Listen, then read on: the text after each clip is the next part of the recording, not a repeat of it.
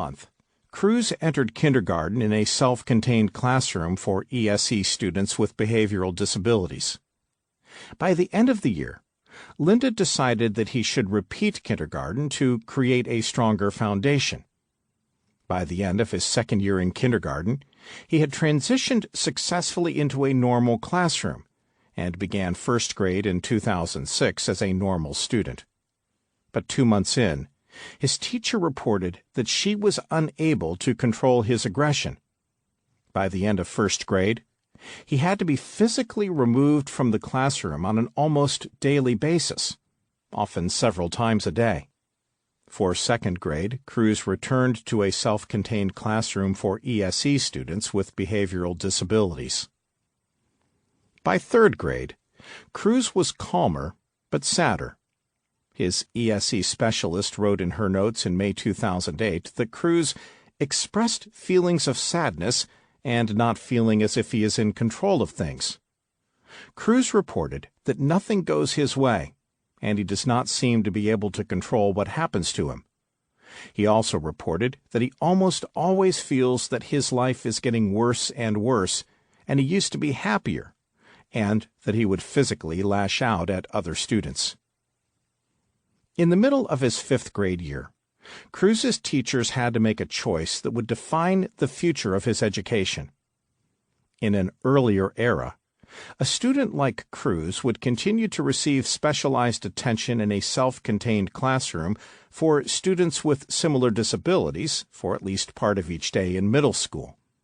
However, between the pressure on schools to assess students using standardized tests under the federal No Child Left Behind Act, and the pressure on schools to put students in the least restrictive environment possible under the federal Individuals with Disabilities Education Act, spending part of the day in a specialized classroom was no longer an option for a student like Cruz in Broward Middle School. It was either full inclusion at West Glades Middle School or full exclusion at a specialized school for students with emotional and behavioral disabilities, Cross Creek. His teachers decided to try to prepare him to attend West Glades. Halfway through his fifth grade year, they placed him in a normal classroom for 40% of the day. By the end of the year, Linda was pleased with her son's ability to sit in a normal classroom without being disruptive or violent. The educators on his Individualized Education Program, IEP team, who create tailored plans for students with disabilities in consultation with their parents, decided to enroll him at West Glades as a sixth grader for the 2011 to 2012 school year, where he would be treated essentially the same as any other student. West Glades.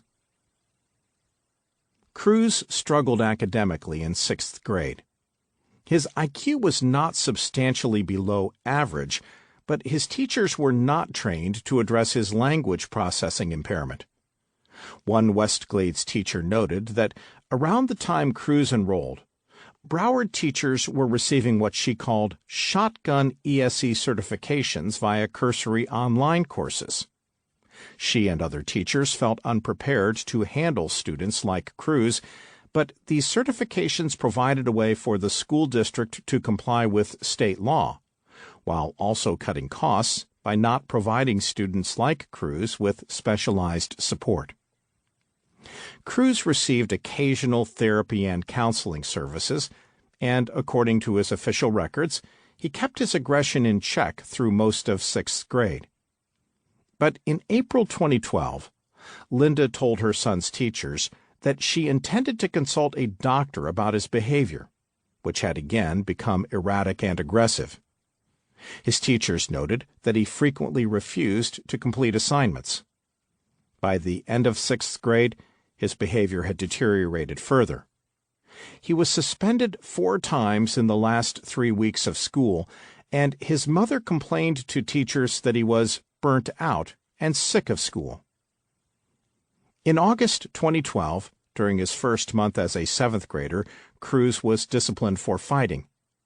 According to his official disciplinary records, he received no other disciplinary referrals until February 2013.